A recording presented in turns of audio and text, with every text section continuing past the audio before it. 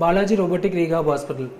எங்கள் ஹாஸ்பிட்டல் பார்த்தீங்க அப்படின்னா சேலம் மோன் ரோடு நியூரோ ஃபவுண்டேஷனுக்கு ஆப்போசிட்டில் இருக்க பிவி மகாலுக்கு பக்கத்தில் லொக்கேட் ஆகிருக்கு.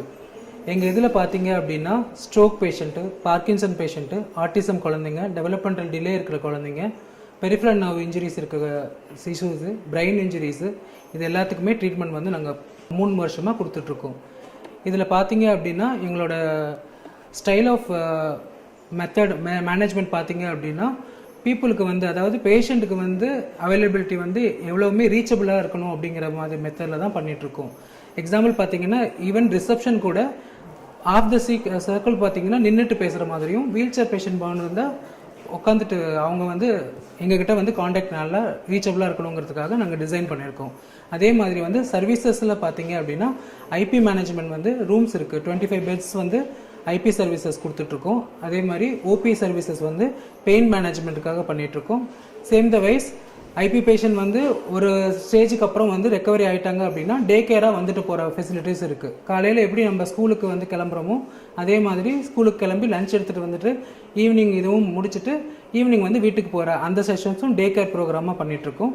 தேர்ட் ஒன் பார்த்தீங்க அப்படின்னா ஓபி ஃபெசிலிட்டி. ஓபியாக வந்துட்டு அவங்க எப்போ ஃபீஸிபிளாக இருக்காங்களோ அந்த டைம் வந்து பண்ணுற மாதிரி இருக்குது. அதனால் ஒரு ட்ரீட்மெண்ட் எடுக்கிறோம் அப்படின்னா அதோட ப்ரொலாங்கேஷன் வந்து ப்ரொக்னோசிஸோடு சேர்ந்து அவங்க பார்க்கணுங்கிறதுக்காக நாங்கள் வந்து கண்டினியூஸாக வந்து இந்த தெரப்பி ப்ரோக்ராம்ஸை வந்து கண்டினியூஸாக கொடுத்துட்ருக்குறோம். எங்கள் செக்டரில் பார்த்தீங்க அப்படின்னா ஒன்ஸ் ஸ்ட்ரோக்கோட அக்யூட் மேனேஜ்மெண்ட் முடிஞ்சிருச்சு அப்படின்னா அடுத்த ஸ்டேஜ் பார்த்தீங்க அப்படின்னா அவங்களுக்கு வந்து கண்டிப்பாக ரீஹாபிலிட்டேஷன் ஓரியன்டாக எல்லாமே தேவைப்படும்.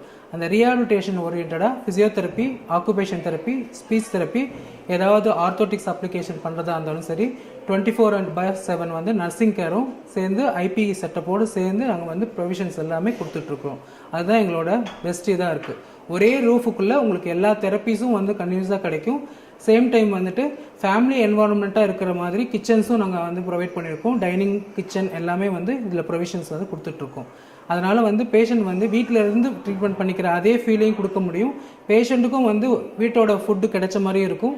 சேம் டைம் வந்து நர்சிங் கேர் வந்து அசிஸ்டடாக இருக்கிறதுனால அவங்க வந்து எல்லா ஹெல்ப்பும் கிடைச்சி அது மூலயமா வந்து ப்ரொக்னோசிஸ் வந்து நல்லாவே வந்து பெட்டராக இருக்குங்கிறது எங்களோட இதாக வச்சு பண்ணிகிட்ருக்கோம். தேங்க்யூ.